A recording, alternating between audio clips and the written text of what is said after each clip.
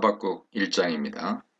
1절 하박국 선지자는 주전 7세기 말역 아수르가 힘을 잃고 바벨론 제국에 멸망당하던 당시에 활동한 것으로 생각됩니다. 표제는 경고라는 표현을 담고 있습니다. 이 말은 신탁으로 번역할 수도 있고요. 경고라고도 번역할 수 있는데 하나님 때 하나님 통치가 온전히 이루어진다는 종말론 성격을 담은 예언에서 많이 발견됩니다. 2절, 4절입니다. 선지자 하박국이 하나님께 첫 질문을 던지는 내용이 2절, 4절에 기록되어 있습니다. 2절을 보면 하박국은 부르짖어도 하나님께서 듣지 않으신다고 말합니다. 하나님을 향해 간곡한 기도를 드리고 있는 선지자의 모습이 고스란히 드러나지요. 이런 하박국의 기도의 핵심 단어가 2절 후반부에 등장하는데 바로 강포입니다. 원어로 하마 쓰인 이 단어는 힘을 가진 사람이 힘없는 자를 억압하고 착취하고 괴롭히는 일을 가리키는 단어입니다. 유다 왕국 가운데 이러한 강포가 행해지고 있는데 하나님은 구원하지 않고 계신다고 하박국은 말하고 있습니다. 하나님께서 듣지 않으신다는 것은 그냥 기도를 듣지 않으신다는 것이 아니고 강포로 인해 억압당한 자를 구원하지 않으신다는 말이죠. 3절은 여기서 한 걸음 더 나갑니다. 어찌하여 자신의 눈으로 죄악과 패역을 보게 하시느냐고 질문합니다. 여기서 보다라는 단어는 5절로 연결되니 눈여겨봐 두어야 합니다. 3절은 계속해서 하박국이 보게 되는 일들을 언급하는데 겁탈, 강포, 변론, 분쟁을 말하죠. 겁탈과 강포는 2절에서 말한 강포의 연장선상에 있는 단어들이고 변론과 분쟁은 새로 언급되는 단어들입니다. 따라서 변론과 분쟁이라는 말이 좀 더 중요하죠. 변론의 원어는 리브인데 시시비비를 가리기 위해 법정에서 소송하는 것을 뜻합니다. 분쟁은 마돈인데 싸움과 분란을 뜻합니다. 하박국은 강포로 인해 유다 왕국이 소송과 분란에 휩싸이게 되었음을 하나님께 고하고 있는 것이죠. 그렇다면 이런 소송들은 올바른 판결로 이어지고 있을까요? 그 결과에 대한 설명이 4절에 나타납니다. 유다 왕국 가운데 율법이 해이해지고 공의가 올바로 시행되지 못하고 있다고 하박국은 선언합니다. 율법이란 하나님 말씀을 가리키는 말일 것이고 하박국 시대에 해당하는 남왕국 유다의 왕 요시야가 나라를 바로 세우는 기준으로 삼고자 했던 모세율법일 가능성이 매우 높습니다. 소송과 분쟁에서 기준이 되어야 하는 것이 바로 하나님의 율법인데 그 율법은 더 이상 기준이 되고 있지 않다는 한탄이죠. 뿐만 아니라 공의가 올바로 이루어지지 않고 있다고 하박국은 선언합니다. 공의란 하나님 통치가 올바로 이루어진 상태, 그렇게 되기 위한 도구, 과정을 뜻하는 포괄적인 단어입니다. 하나님 나라인 유다에서는 이 공의가 항상 올바로 시행되어야 합니다. 그러나 지금 시행되고 있지 않습니다. 오히려 공의는 굽게 행해지고 있어서 하나님의 나라를 이루지 못하고 있는 것이죠. 그 이유를 하박국이 4절에서 언급하는데 바로 악인이 의인을 둘러싸고 있기 때문입니다. 여기서 악인과 의인의 관계에 주목해야 합니다. 하박국의 가장 중요한 삶의 정황은 의인과 악인의 정체성 및 그들 간의 관계죠. 하나님의 공의가 올바로 이루어지는 상태라면 악인이 의인을 둘러싸는 일은 있어서는 안 됩니다. 의인이 잘되고 악인은 벌을 받아야 합니다. 그러나 현재 상황은 악인들이 득세하여 의인을 둘러싸고 어렵게 만드는 상황인 것이죠. 하박국이 여기서 의인과 악인 그리고 공의의 실현을 말했을 때 구체적으로 어떤 민족 혹은 지파를 가리키고 있는 것인지 언급되어 있지는 않습니다. 다만 하박국의 문맥을 생각해 볼 때 분명 2절로 4절에서 유다 왕국 내부의 문제를 다루고 있음이 분명합니다. 그는 하나님께 유다 왕국 내에서 의인을 회복하시고 악인을 심판해달라고 기도하고 있는 것이죠. 5절 8절입니다. 5절에서 하나님은 너희는 열방들을 보라 명령하셨습니다. 보다라는 단어는 3절에서 이미 등장했죠. 어찌하여 패역을 보게 하시나이까? 라는 선지자 기도에 하나님은 그러냐? 그러면 이것을 보라 대답하신 것입니다. 그런데 하나님이 보라고 하신 것은 하나님이 행하실 한 가지 일이고 그 일을 지금부터 하나님이 말씀하실 것인데 사람들이 그 말을 들으면 도저히 믿지 않을 것이라고 말씀하셨습니다. 여기서 아만 동사, 즉 믿다라는 동사를 매우 중요하게 생각해야 됩니다. 이 동사가 앞으로 2장 4절에서 하박국의 핵심 구절과 연결되기 때문이죠. 하나님은 이제 믿기 어려운 신탁을 내리실 것입니다. 그 일이 무엇인지는 6절로 8절에 기록되어 있습니다. 6절에서 하나님은 사납고 성급한 민족, 곧 갈대아 민족을 불러오겠다고 선언하십니다. 갈대아 사람이란 당시 승승장구하여 아수르를 꺾고 고대 근동의 패자로 부상하고 있던 바벨론 제국을 말하죠. 장차 바벨론은 주전 586년 예루살렘을 멸망시킬 때까지 계속해서 유다를 어렵게 할 것이었습니다. 그런데 이 바벨론을 표현함에 있어서 6절은 자기의 소유가 아닌 것들을 점령한다고 했고 7절 상반절은 두렵고 무섭다고 했습니다. 더 중요한 표현이 7절 하반절에서 나오는데 당당함과 위엄이 그들 스스로에게서 나온다고 말했습니다. 여기서 당당함은 3절에서 정의로 번역된 미슈파트입니다. 그리고 7절에서 나온다로 번역된 단어는 야짜인데 3절에서 공의가 굳게 행해진다고 할 때 사용된 단어이기도 하죠. 원문을 직역하면 공의가 굽어진 채 나간다입니다. 즉 바벨론 제국은 공의가 스스로에게서 나온다는 것이죠. 이 말은 바벨론의 공의가 참된 공의가 아니며 자의적인 공의라는 의미이고 결국 하박국이 2절로 4절에서 하나님께 공의를 행하여 달라고 기도한 요청이 올바로 이루어지지 않을 것 같은 인상을 주게 됩니다. 8절은 바벨론 군대 모습을 묘사하는데 그들이 표범보다 빠르고 이리보다 사납고 빨리 달려오는 마병이어서 먹이를 빨리 덮치는 독수리 같다고 서술합니다. 9절로 11절입니다. 바벨론 제국이 유다에 와서 행할 일들에 대해 예언하고 있습니다. 그들은 강포를 행하러 유다로 올 것이라고 언급하는데 이 강포는 2절과 3절에서 언급되었던 하마스입니다. 하박국은 유다 안에서 강포를 없애달라고 기도했는데 하나님은 바벨론을 불러 유다에게 강포를 행하겠다고 하십니다. 9절은 계속해서 바벨론 군대가 유다와 전쟁을 하여 모래와 같이 많은 포로를 잡아갈 것임을 언급합니다. 10절은 또한 그들이 유다의 왕들, 방백들을 멸시하고 성들을 점령할 것임을 예고합니다. 11절은 매우 강력한 언어를 사용하는데 바벨론은 자신의 힘을 자신의 신으로 삼는 자들이기에 그 힘에 취하여 결국 범죄하게 될 것이라고 예언합니다. 여호와 하나님을 섬기기는커녕 자신의 힘을 섬기고 하나님의 뜻에 맞게 행동하기는커녕 죄악을 저지르고 마는 자들이 바로 바벨론이죠.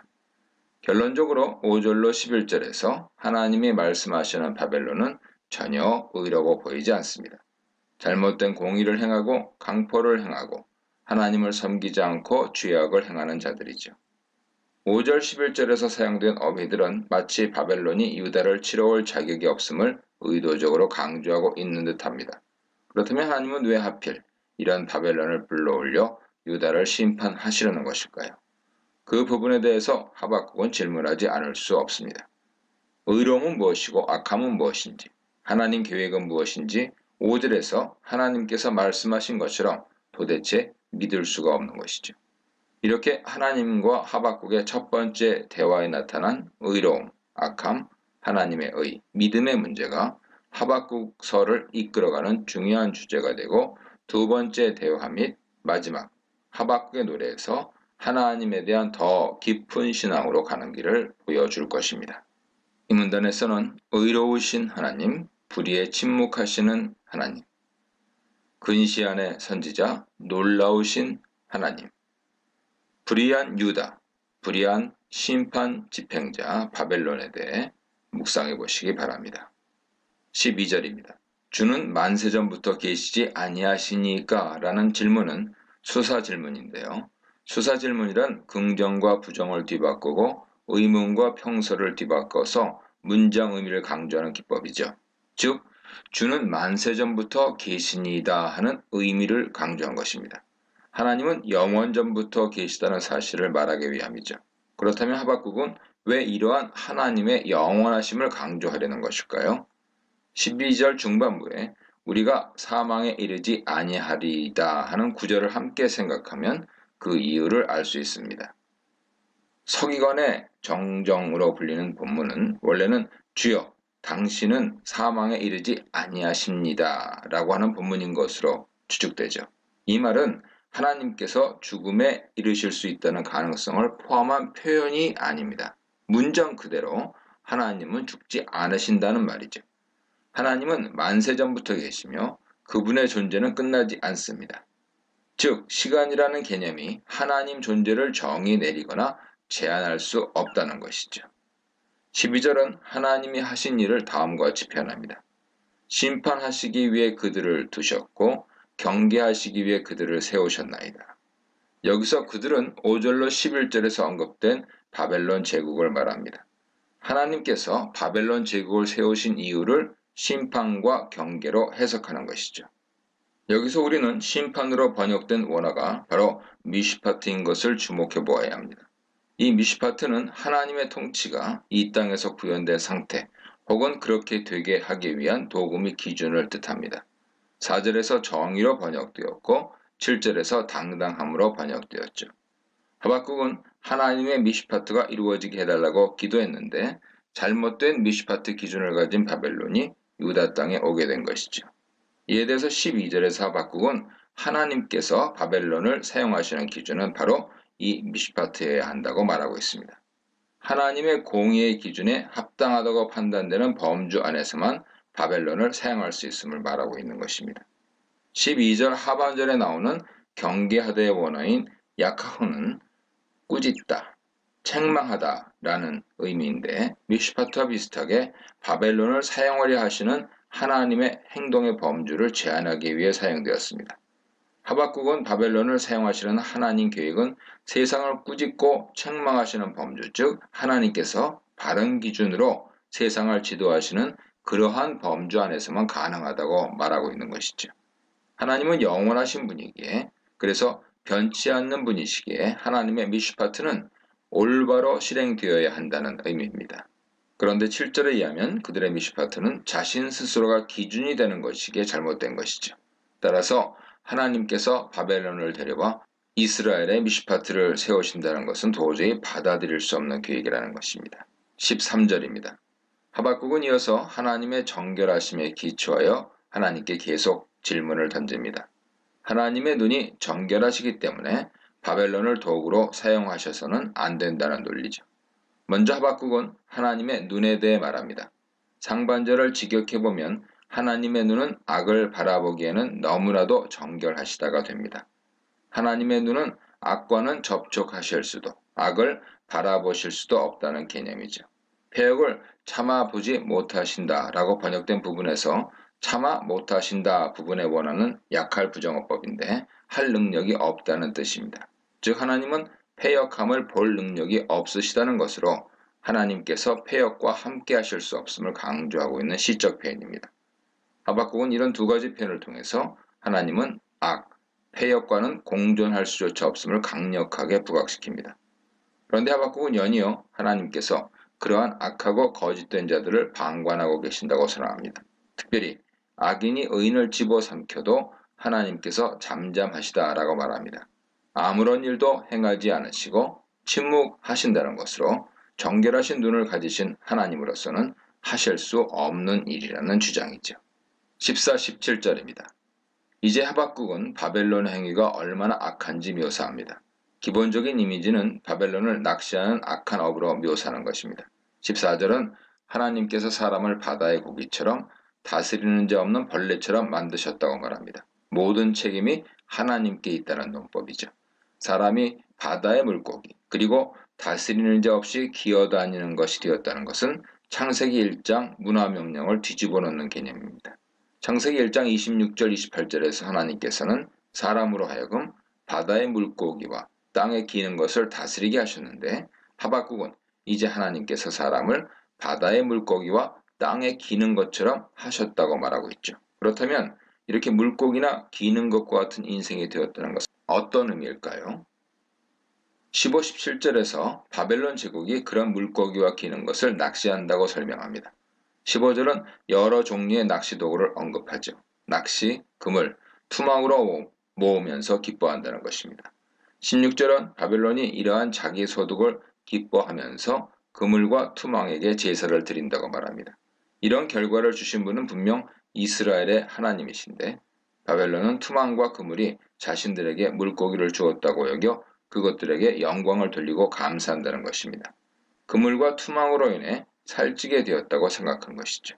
15, 16절은 하나님께 대한 하박국의 통렬한 비판입니다. 바벨론에 유다 왕국을 넘겨주면 바벨론은 하나님께 영광을 돌리기는커녕 자신들이 섬기는 우상에게 모든 영광을 돌릴 것이기에 하나님의 공의와 영광은 송두리째 빼앗겨버리는 비통한 결과를 가져올 뿐이라는 것입니다. 17절은 바벨론이 그렇게 한 나라를 살육한 후에 다른 나라를 계속 살육해 나갈 것이라고 말하죠.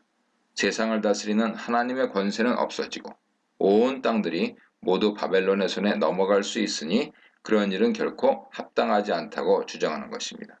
정리하면 14, 17절은 바벨론을 악한 낚시꾼으로 묘사하면서 자신에게 기회를 주신 하나님을 알지도 못하고 인정하지도 않는 지식 없는 나라임을 드러냅니다. 이런 바벨론에게 유다를 넘겨준다면 그것은 온 땅을 창조하시고 이스라엘에게 열방을 회복할 기회를 주신 하나님의 창조 명령과 구속의 뜻을 위반하는 행위가 될 것임을 주장합니다. 하박국의 주장은 매우 논리적이며 듣기에 상당히 설득력이 있습니다. 2장 1절입니다. 하박국은 이러한 주장들을 모두 펼친 후 마지막으로 하나님의 응답을 기다리겠다고 말합니다. 그는 파수하는 곳과 성루에 서서 과연 하나님께서 바벨론을 불러오실지 지켜보겠다고 선언합니다. 하나님이 무엇이라 대답하실지를 기다리겠다고 합니다. 그리고 하나님의 응답에 대하여 자신 역시 다시금 대답하겠다고 말하죠. 이것은 하나님과 계속해서 논쟁하겠다는 하박국의 의지를 드러내는 표현으로 하나님의 공의가 이루어지지 않고 있다는 하박국의 불평과 분노가 가득 담긴 표현입니다. 하박국 자신의 판단에는 하나님께서 바벨론을 불러오겠다 하신 1장 5절로 11절의 말씀은 하나님의 공의인 미시파트에 결코 적합하지 않다는 것입니다. 하나님이 생각을 바꾸시기 전까지 하박국은 자신의 생각을 바꿀 생각이 없는 듯합니다. 이 문단에서는 이해할 수 없는 하나님, 그러나 신뢰할 수 있는 하나님, 악을 통한 악의 징계, 하나님의 정의, 바벨론의 횡포, 방관하시는 하나님, 이해하지 못하는 선지자, 질문하는 선지자에 대해 묵상해 보시기 바랍니다.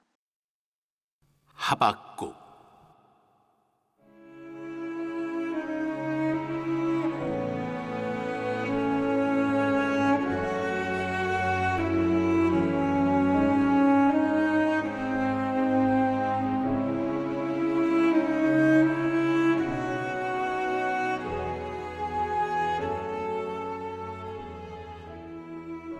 믿음의 삶은 당혹스러울 정도로 예측 불허인 모험의 여정입니다. 다음에 어떤 일이 일어날지 알지 못하고 예상대로 일이 성사되는 경우는 많지 않습니다. 흔히 우리는 자신이 하나님의 택함과 사랑을 받는 자이므로 하나님께 특별 대우를 받을 것이라고 생각합니다. 자연스러운 기대이기는 합니다. 그분을 따르는 제자가 되었으니 이제 막다른 골목을 만나거나 진창길로 접어들거나 목적지가 다른 여행자들에게서 끔찍한 일을 당하는 일 따위는 없을 것이라고 기대합니다. 이해 못할 바는 아닙니다. 그러나 하나님을 따르는 제자들이라고 해서 인생길에서 특별 대접을 받는 것은 아닙니다. 이 사실은 늘 우리를 놀라게 합니다. 그런데 더욱 놀라운 사실은 그러한 순간에 우리의 길동무가 되어주는 이들을 성경 속에서 만날 수 있다는 겁니다. 그 반가운 길동무 중에 하나가 바로 예언자 하박국입니다. 하박국은 하나님께서 강력한 바벨론 군대를 들어서 하나님의 백성을 심판하실 것을 알게 되었습니다. 하나님을 모르는 이방 민족을 들어 하나님을 섬기는 경건한 민족을 벌하시겠다니요. 하박국은 도저히 이해할 수가 없었습니다. 그래서 그는 하나님께 따졌습니다. 하나님께서 당신의 일을 제대로 하고 계신 것 같지 않다는 자신의 생각을 있는 그대로 털어놓았습니다. 하나님, 도무지 이해가 되지 않습니다. 그러나 하박국은 그 자리에 머물지 않았습니다. 그는 더 나아갔습니다. 결국 하박국은 하나님을 사랑하는 자들에게는 삶 속의 모든 것들이 협력하여 선을 이루어내는 그런 세상에 도달하게 되었습니다. 우리를 길동무로 데리고서 말입니다.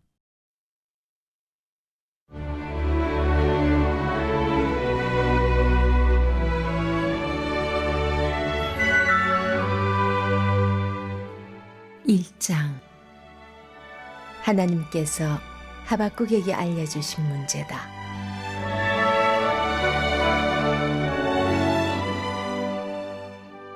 하나님, 얼마나 더 외쳐야 저를 도와주시렵니까? 사람 살려, 살인이다, 경찰 하며 얼마나 더 소리질러야 저를 구하러 오시렵니까? 어찌하여 날이면 날마다 악을 목격하고 고난과 맞닥뜨리게 하십니까? 혼란과 폭력이, 싸움과 다툼이 도처에서 터져나옵니다.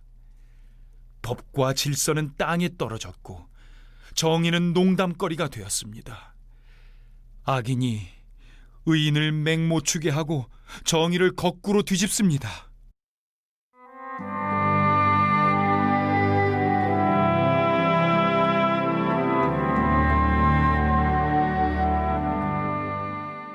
너희를 벌하려 바빌론을 일으킬 것이다.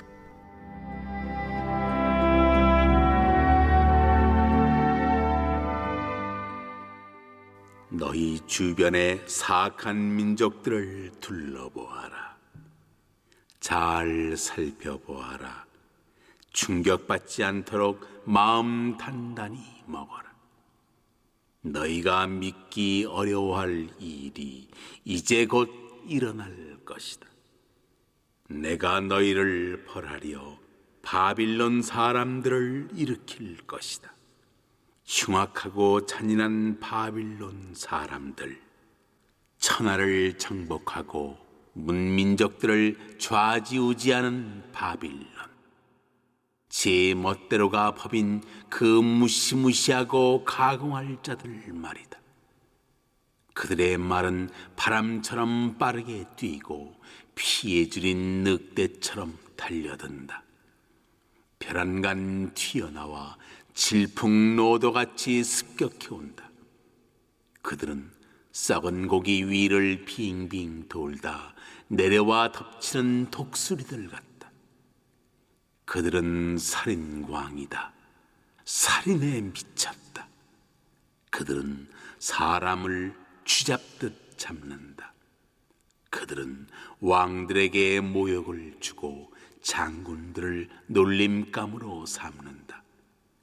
요새들도 우습게 여겨 식은 죽 먹기로 허물어버린다. 그들은 바람처럼 너희를 휩쓸고 지나갈 것이다. 죄로 인해 뻔뻔해진 그들에게는 힘이 곧 신이다.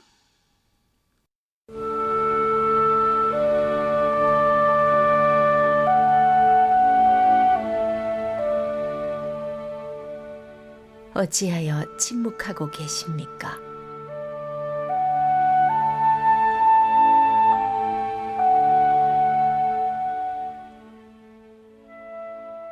하나님, 주께서는 영원부터 계신 분이 아니십니까?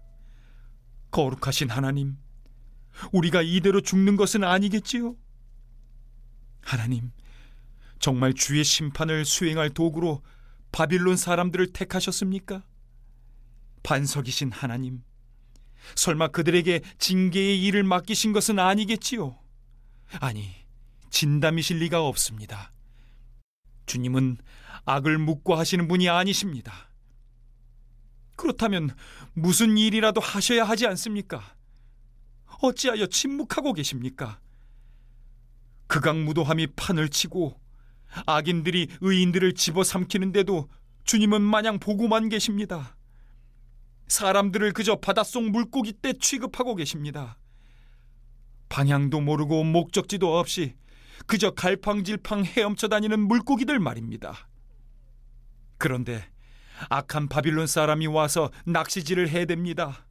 사정없이 잡아들입니다. 잡을 수 있을 만큼 잡아서 바구니를 가득 채웁니다. 낚시가 잘된 날이라고 그의 기분은 최고가 됩니다. 그는 자기 낚싯대를 찬양하며 낚시 도구들을 제단 위에 올려놓고 절을 합니다. 그는 그렇게 유쾌한 하루를 보내고는 돌아가서 밤에 실컷 먹고 즐깁니다. 이 일을 계속 허용하시렵니까? 이 바빌론 낚시꾼이 주말에 물고기를 잡듯 사람을 잡아 죽이는 상황을 계속 허용하실 생각입니까?